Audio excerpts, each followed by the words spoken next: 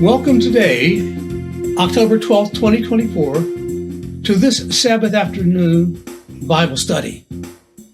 You may recall this series 51 is entitled Reformation Wins Revival.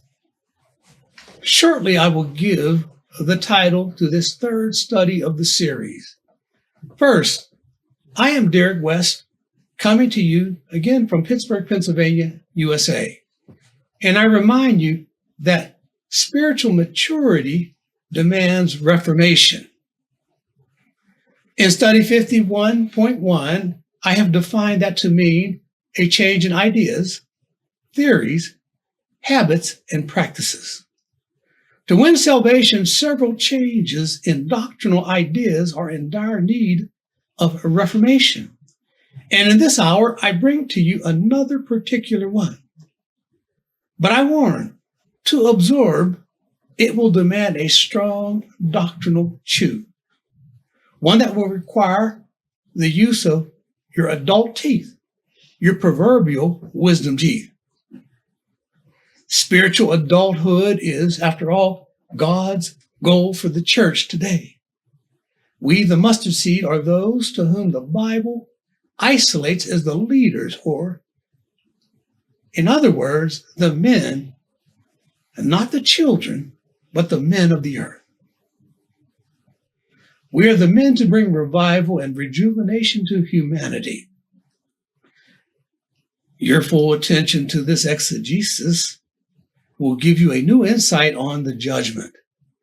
It is needed because there is no other doctrine, none whatsoever, that is more essential to winning Father's approval.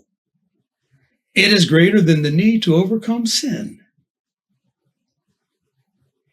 greater than the need of commandment keeping. It exceeds the emphasis to go to heaven. So with a drum roll, I present to you the study title. It is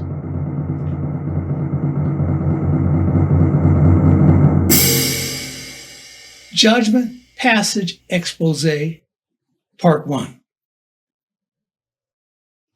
Apostle Paul gives to us the keynote text of emphasis when he explains the need to master strong meat doctrine.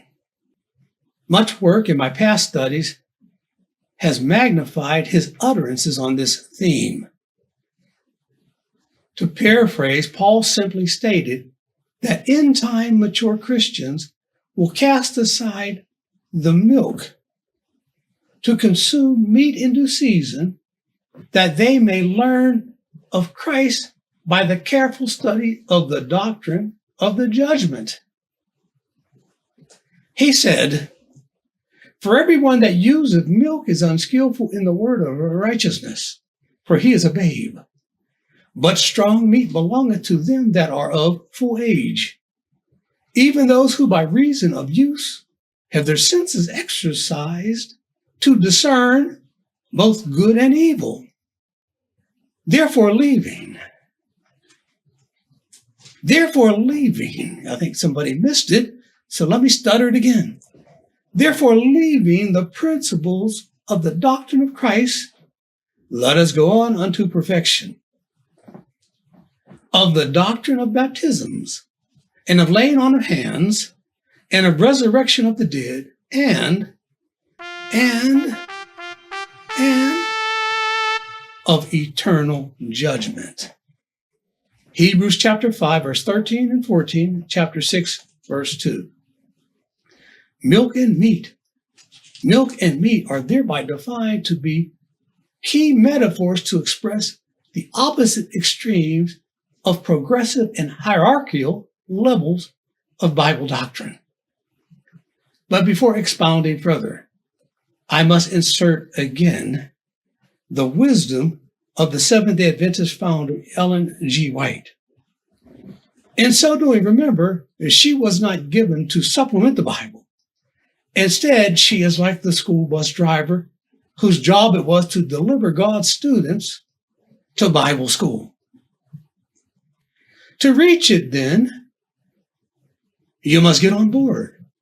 In our last study, I extolled her and V.T. Hata to be superior to all other Christian authors in American history before this message.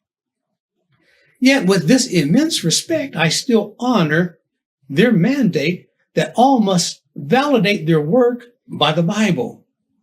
She upholds Paul's verdict that the church began with a childlike incapacity, which blunted the powers of Christians to choose good over evil. And now I quote, she said, "A sense of the power and wisdom of God and of our inability to comprehend his greatness should inspire us with humility, and we should open his word as we would enter his presence with holy awe. When we come to the Bible, reason must acknowledge an authority superior to itself." I've fallen in love with that expression. Let me repeat it again, if for no other reason for my sake.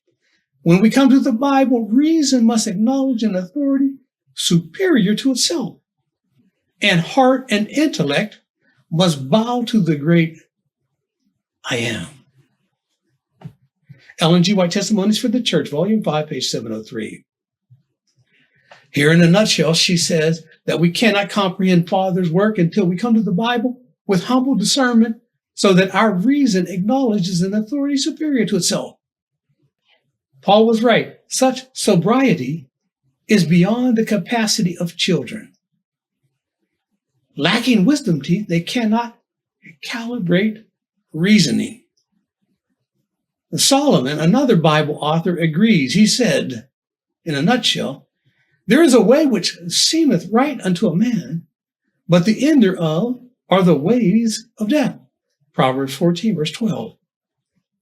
What meaneth Solomon in saying, "A way that seemeth right unto a man leadeth unto death"?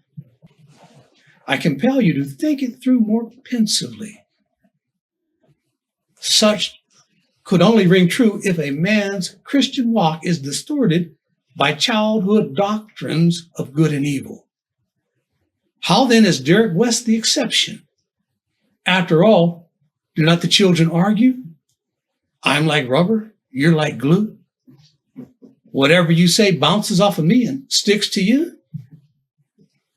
Thusly, does not Derek, by this logic, stand with us as intoxicated saints of the same rancid milkology defined by both Paul and Solomon? To answer, Derek West, much like Paul and Christ before him, must magnify himself. He is the only creature in Bible history who has discerned between Father, Christ, and Jesus so as to accordingly replace papal error with Bible wisdom. More commendable still, while his new light distinguishes between Christ and Father, ranking both as God, he does what none others could do. He counterintuitively honors monotheism by proving that Father is the one and only God. He does so by heeding Paul's counsel and leaving the fundamental principles of the doctrine of Christ by use of strong meat. The childhood bouncing ball, or the charge of equitable ignorance, then, cannot stand against the mustard seed. And why would any want it to, since someone must, with holy awe, acknowledge reason to have a higher power, a power that can guide the church unto perfection.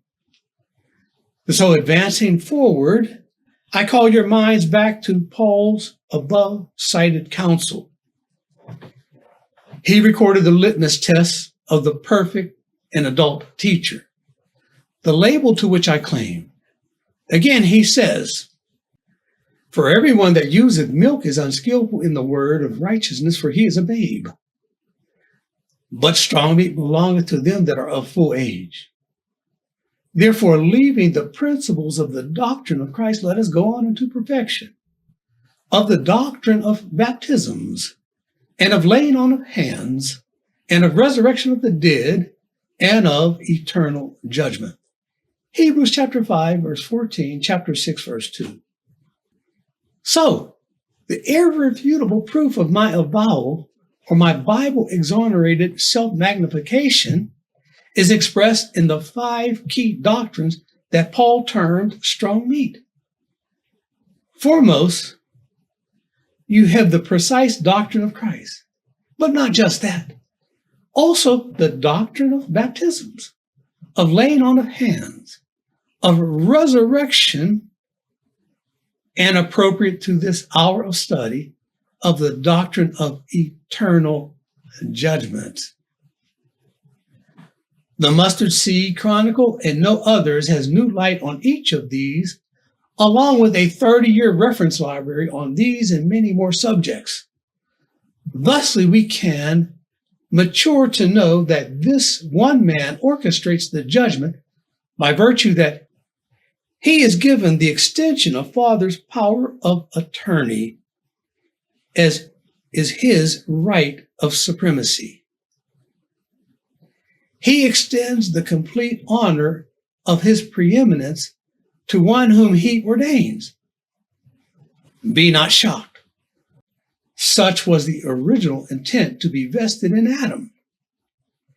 He was created in God's likeness and image.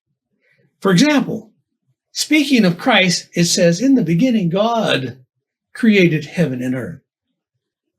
Our search of the Bible allows for our reason to recognize an authority superior to itself, that we may know that with this text, the title God is a reference to not Father, but Christ. Similarly, having left the principal doctrines of Christ to advance to perfection, do we know that Christ perfectly articulated Father's words through the lips of Jesus? And this, our righteous conclusion, is buttressed by the fact that such was in justifiable allegiance with the will of the original church that began at Sinai. 3,500 years ago, it was their absolute demandment. I gave you a new word there. It was their absolute demandment of Christ that was ratified by the Deuteronomy 18 law of Moses. Under this aegis, do I restate, Christ, while abiding clandestinely upon Jesus, used Jesus' mouth to softly roll to us a still small voice. Thereby, as the church comes into compliance with Deuteronomy 18, and as we advance in this judgment study, we will recognize the promise thusly articulated that neither he, Christ, nor the Father will judge any man, but would instead raise up a faithful and wise steward to judge the world.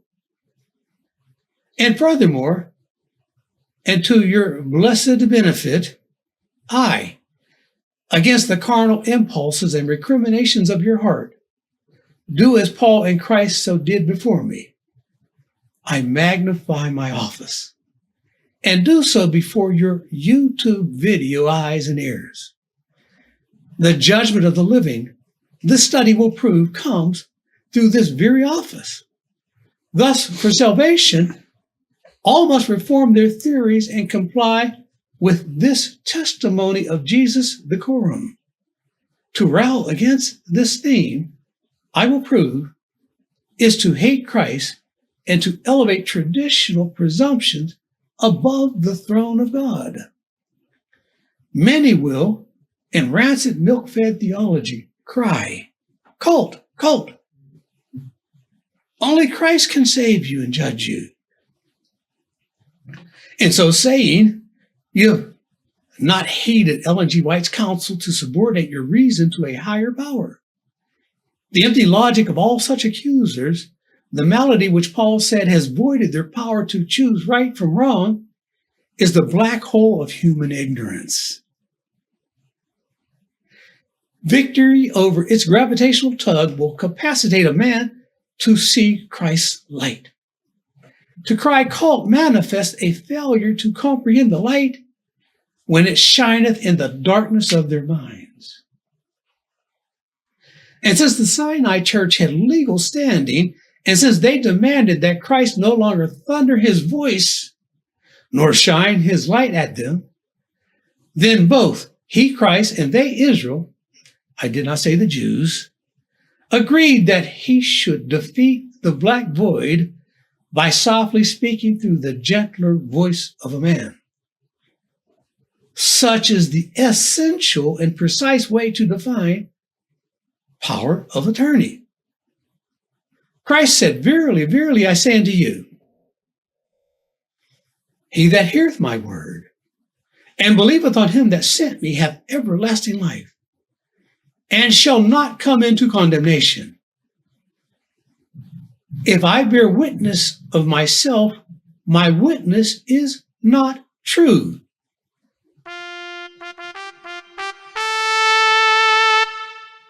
There is another that beareth witness of me, and I know that the witness which he witnesseth of me is true.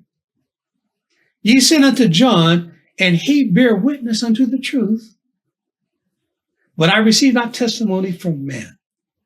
John chapter 5, verses 24 through 31 and verse 34. This text that still lingers on your screen has complexity to it. It seems contradictory. Does Christ receive witness from a man, or does he not? Without a strong meat teacher, this puzzlement abounds.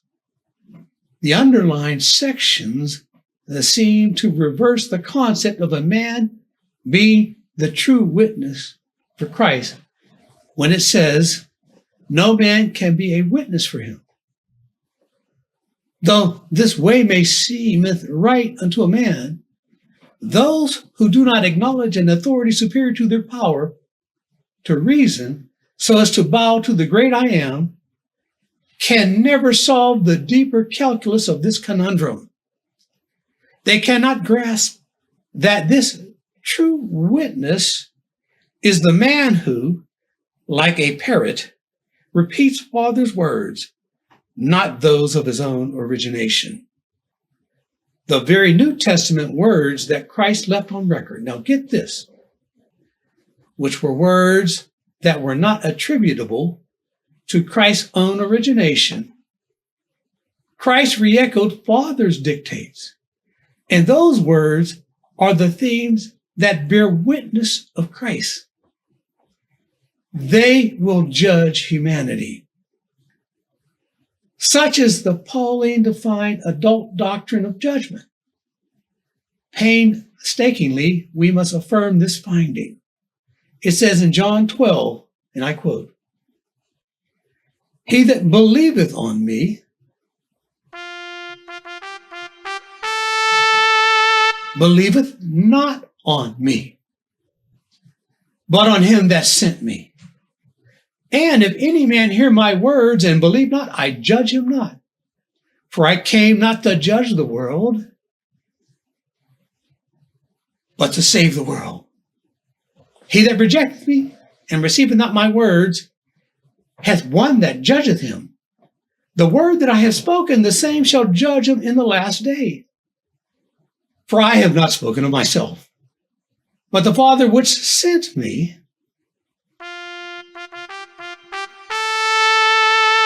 he gave me a commandment what I should say and what I should speak.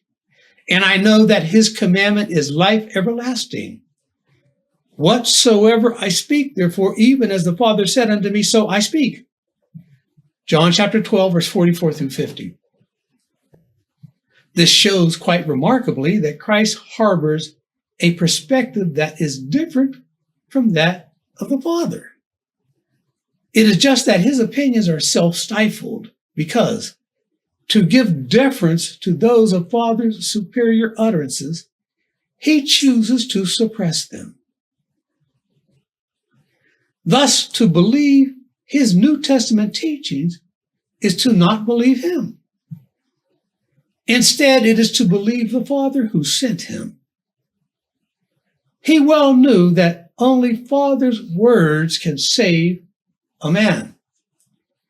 And this is the meaning of his very counsel. Man shall not live by bread alone, but by every word that proceedeth out of the mouth of God. Matthew chapter 4, verse 4. Thereby, when the Son of Man emerges to bear witness of Christ, he follows the same blueprint. He self-stifles his own thoughts and articulates those expressed by Father's words commanded to Christ and spoken, not frightfully, but softly through Jesus. This being the case, Christ does not receive testimony from any man but from God. Thus, it is easier to understand how a man, the Son of Man, is given power of attorney to become the true witness and to judge. He likewise judges the world by not his own, but Father's more highly valued words. Let us read it again to garner home this theme. And if any man hear my words and believe not, I judge him not. For I came not to judge the world, but to save the world. He that rejecteth me and receiveth not my words hath one that judgeth him. The word that I have spoken, the same shall judge him in the last day. For I have not spoken of myself, but the Father gave me a commandment, what I should say, and his commandment is life everlasting.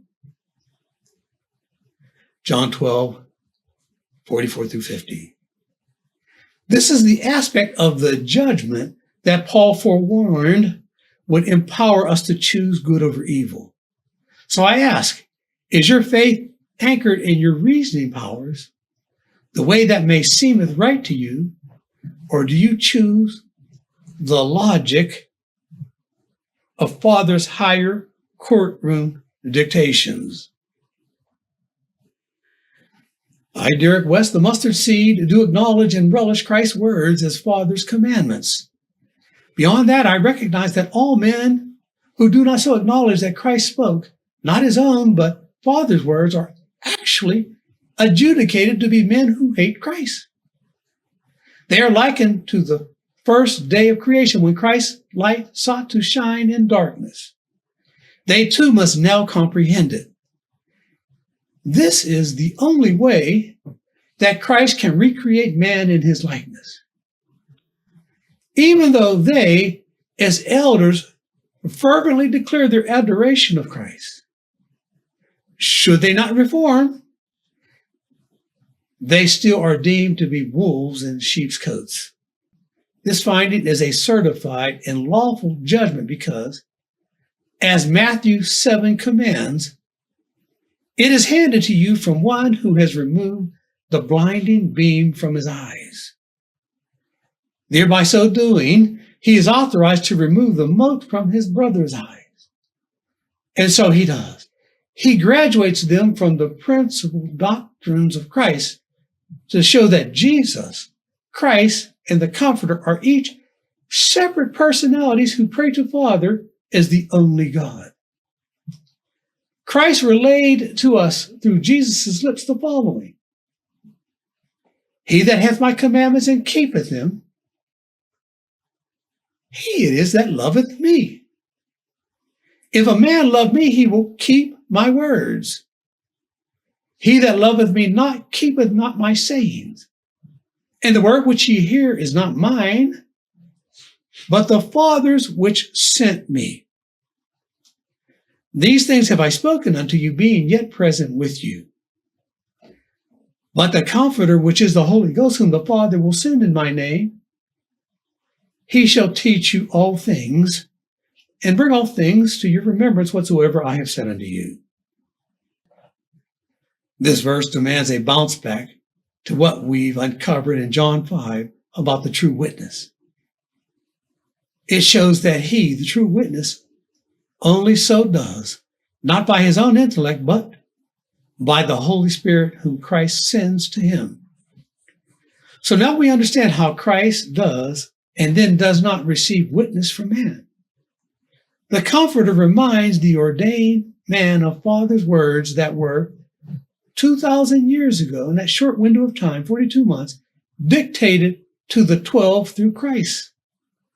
And these words are the jewels, the precious jewels, that were not from Christ, but from Father. Isaiah says more, and I quote,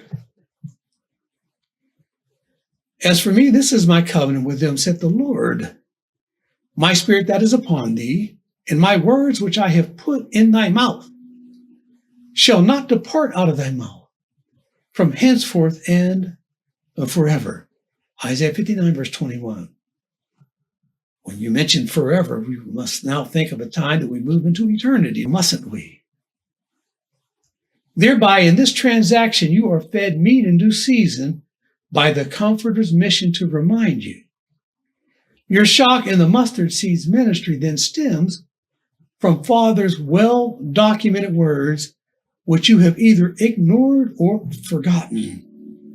But worse than that, upon being reminded, should you reject them, it means that you are adjudicated as a hater of Christ.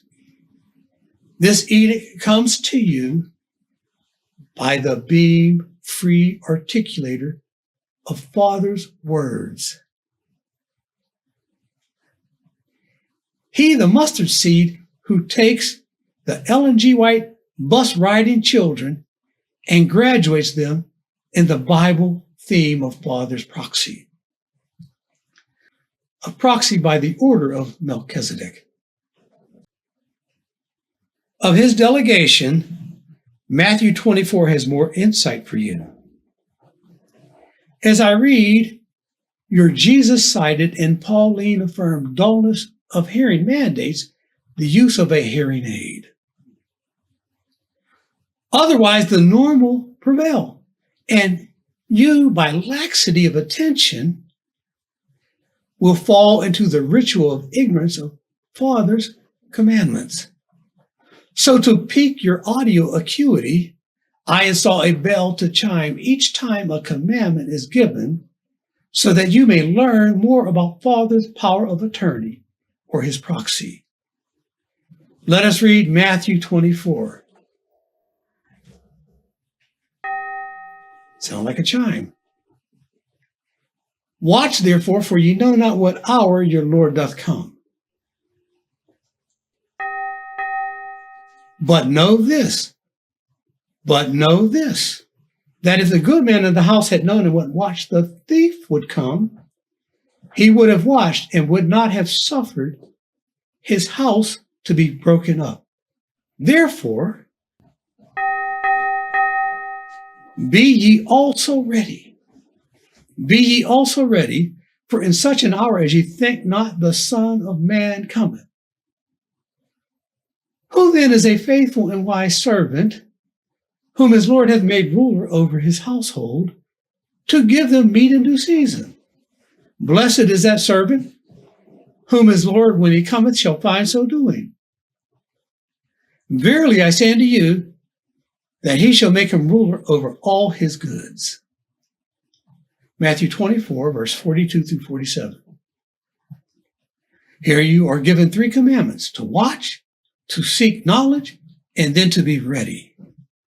Those who love Christ will keep those bell-chimed commandments.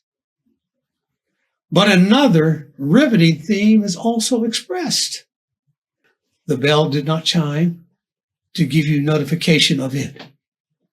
It wasn't a commandment, but equally important, it was a saying, one which has comparable value by Father's certification.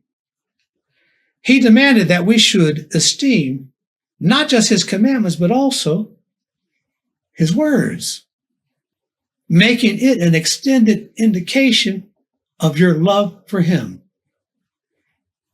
He said, "He that hath my commandments and keepeth them, he it is that loveth me. If a man love me, he will keep my words, and my Father will love him." It ventures forward to show that Father gives that man lordship over the earth. How could it be otherwise, since the same man at Christ's coming is made ruler over all that he, Christ, hath? His church, his earth, and his word. Remember, it says, they shall never depart out of his mouth. Note with careful intensity the words of Christ, which you must embrace. The faithful and wise servant is not declared to be Lord before the second coming, before the coming of his Lord. Before then, he merely feeds meat in due season. The strong meat that empowers a man, according to Paul, to choose good over evil. Need I reiterate, he reveals the already defined strong meat doctrines, the doctrine of baptisms, of laying on of hands, of resurrection, and the theme of this study of eternal judgment. He feeds these doctrines and is thereby blessed upon the invisible return of Christ, his Lord. Thus, he is not Christ, but equal to that avowal, he is given power of attorney to represent Christ, the very meaning of being made ruler over all that Christ, his Lord, hath. Again, to reiterate, it says, therefore be ye also ready, for in such an hour as ye think not, the Son of Man cometh.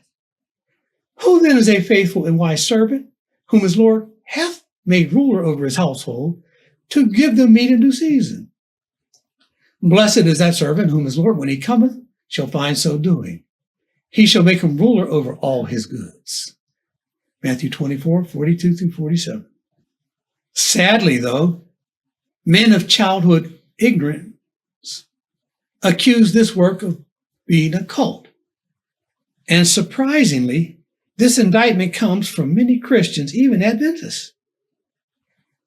Yet they are church people who dare to extol the Antichrist himself, Donald Trump, to the pinnacle of that very same honor, the ruler over all the Lord's goods. I say surprising because Trump has never opened the Bible to therefrom feed anyone. And when called to publicly display the Bible, he lacked even the refinement to hold it right side up.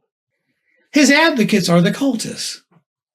They, without Bible evidence, presume that the Lord's 6,000-year mission to recreate man in God's likeness is fulfilled by replacing Adam with Donald. Yet be it known, to represent not the Father but Christ, someone is to be given power of attorney over earth, Christ's house. And power of attorney is the perfect expression. It literally means the promotion of a man to manage the assets of another. But what about David Koresh? He, while not even knowing the identity of Christ, claimed to be Christ. He didn't claim to be his attorney. The mustard seed has never been affiliated with David Koresh. Yet rather than me calling him a cultist, being ever so gracious, I rejoice in his historic stepping stone benefit. By his work, conservative theologians used it to force-fit Koreshian fallacies on Donald Trump. And this unwittingly acclimated the globe to my very rise. But neither Koresh nor Donald ever perceived Christ's identity, his name, so as to differentiate between him, Jesus, and Father, and the Bible text on your screen seals the point. No man knoweth the Son except he to whom the Son shall so ordain. The essence of this theme has been hidden from the eyes of the church these past 2,000 years. And contrary to human presumption, they are a benefit, not a detriment. Your failure to celebrate in this light is due to your incapacity to choose the good over the evil. You fail to discern that our return to God required a slow progression in truth, or a child development that was to span many generations. This is a manifestation of God's grace, since children lack the cognizance to understand and accordingly judgment affords to them opportunity for atonement. Problem is, even in this grace, proud men will be rejected because they become defiant.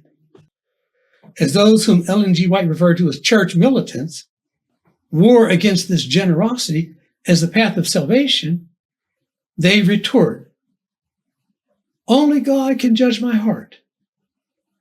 Problem is, He has already exposed your heart.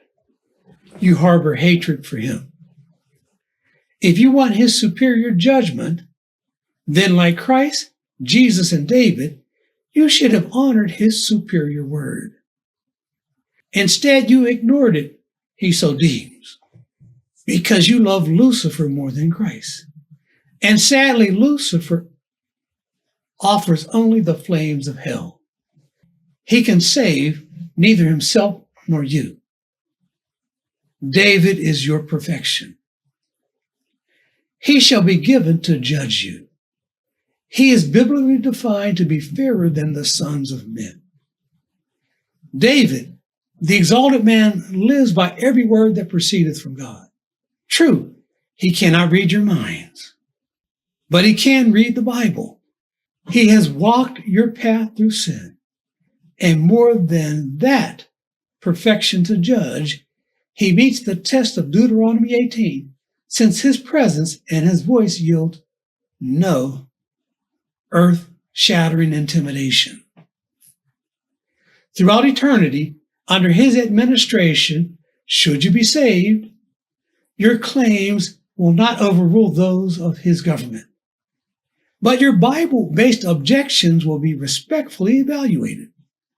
Such is perfect because if instead we held to traditional beliefs by assuming a stand in judgment before God's throne, then none would meet that test. Let alone would any dare affront his supremacy by raising objections to his verdicts. But with David, he will bless or condemn by his own parsimony. How so? Because he can, by Bible analysis, differentiate good from evil. And better still, David's perfection affords to the redeemed his disciples to assist the saints. They being masters of his teachings, he respects them. They can give to all the benefit of his reference library of Bible-based doctrines as they abide throughout eternity. Can anyone really find objection in this doctrine of judgment? This I ask especially since many Christians extol the judgment of MAGA Republicans, men who loveth and maketh lies, and people who have sought to elect Donald Trump as their champion. Bottom line, we must cherish this gospel of David's dominion simply because he is deemed to be fairer than the children of men. And he gives honor to both Christ and Father's words. The New Testament being a relay of Father's will, as expressed to us through the personage of Jesus, allows all who learn to differentiate between Father, Christ, and Jesus to now correctly understand that the Old Testament was the expression of Christ's efforts to sculpt his people, Israel. I didn't say the Jews. Moving forward then in Paul's promise of maturation in judgment theology, we can next know that to consume the strong meat given by God's power of attorney means that we should extol both the New Testament and the Old Testament, extol both Christ and Father's proclamations. Christ said, and I quote, "For the Father judgeth no man, but hath committed all judgment unto the Son, that all men should honor the Son, even as they honor the Father. He that honoreth not the Son, honoureth not the Father which hath sent him. Verily, verily, I say unto you,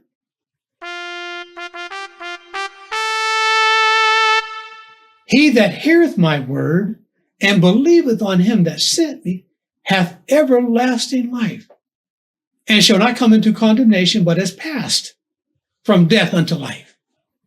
John 5:22 through 24. Allowing this text to linger on your screen, the wise shall become convinced that subordination to the faithful servant, also known as David, in the stead of God, is not the conviction of a cultish creed. It is Father's expressed will.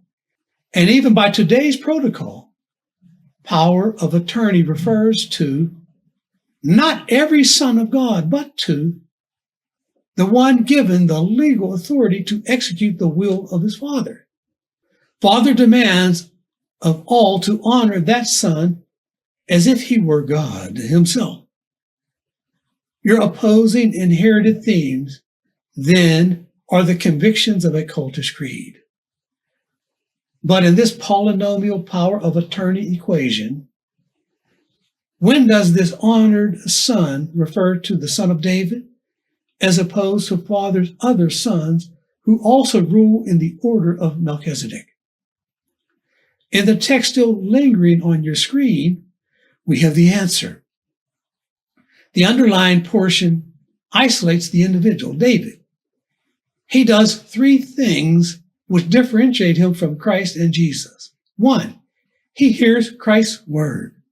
2, he believes on him that sent Christ. Then, 3, he escapes condemnation by passing from death to life without the grave. Other men of historic honor have failed in this precept and have fallen in death, but not him. Remember, to respectfully live by every word that proceedeth from God requires intensity of discernment. Thereby will you know that Christ was always immortal. He never died. Meanwhile, Jesus, though he was resurrected, he came into condemnation, unjust as it was, and fell in death. Then it must be resolved. For a man to be made invincible to death, he must hear Christ's word and also the words of Father, he who sent Christ. All traditional Christians have intoxicatingly believed what Paul called the fundamental doctrines of Christ, that which strong meat consumers have now abandoned. They believe that Christ is Father. In other words, the Father did not send Christ. Instead, he, the Father, came down himself. Time allows for, get this, one Old Testament text to validate the doctrine that one man will be given the power to judge over all that Christ hath. This will give you the chance to prove that you hear Christ's Old Testament declarations. He promised that the branch from Jesse's roots will judge man. Before getting to that, in Revelation 5, verse 22, and Revelation 22, verse 16, now scrolling on your screen, Jesus calls himself the root. The what? Jesus calls himself the root. He does not call himself the branch. Again, the exacting precision of his speech must be respected, since, according to Revelation 1, it too was given to Jesus by Father. Consequently, to escape the grave, we must grip his self-definition with exactitude. The branch will grow out of Jesse's roots. This manifests that he, the branch, is oriented in not Judaism, but the Christian faith. And as we anticipate reading this finding from Isaiah 11, he, the branch, conducts the judgment. This is the strong meat of which the branch shall feed in due season. He grows out of Jesus, the root, because, as the song reveals, Jesus paid it all, and all to him we owe. But be it ever so clear, the branch conducts the judgment of the living. This he does by virtue of the rod of his mouth. the shepherd's rod message, for it, V.T. Houteff taught us, is the very message of the judgment of the living. Isaiah 11 records Christ's word. It says, "And there shall come forth a rod out of the stem of Jesse, and a branch shall grow out of his roots. And the Spirit of the Lord shall rest upon him, the Spirit of wisdom and understanding, the Spirit of counsel and might, the Spirit of knowledge and of the fear of the Lord, and shall make him of quick understanding in the fear of the Lord. And he shall not judge after the sight of his eyes, neither reprove after the hearing of his ears, but with righteousness shall he judge the poor, and reprove with equity for the meek of the earth. And he shall smite the earth with